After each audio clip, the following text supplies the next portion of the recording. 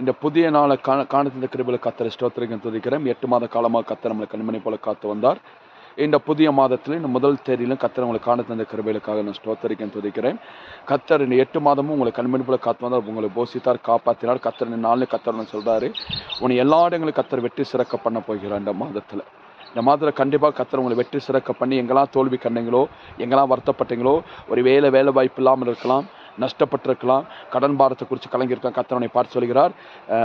2 கொரிந்தியர் 2ஆம் அதிகாரம் 14ஆவது வாக்கியத்தின்படி கத்தரவனை நடத்துவார். கிறிஸ்துவுக்குள் எப்பொழுது எங்களை வெற்றி சிறக்க பண்ணி எல்லா இடங்களிலும் எங்களை கொண்டு அவரை அறிகிற அறிவின் வசனங்களை வெளிப்படுத்தினார். தேவனை ஸ்தோத்தரிக்கிறேன். கத்தர் உன்னை எல்லா இடங்களும் கத்தர் நாட்களில் சொல்றார், உன்னை பார்த்து சொல்றார். எல்லா இடங்களும் கத்தர் உன்னை வெற்றி சிறக்க பண்ணுகிறார். தெய்வ பிள்ளையே, நீ கவலைப்படாத.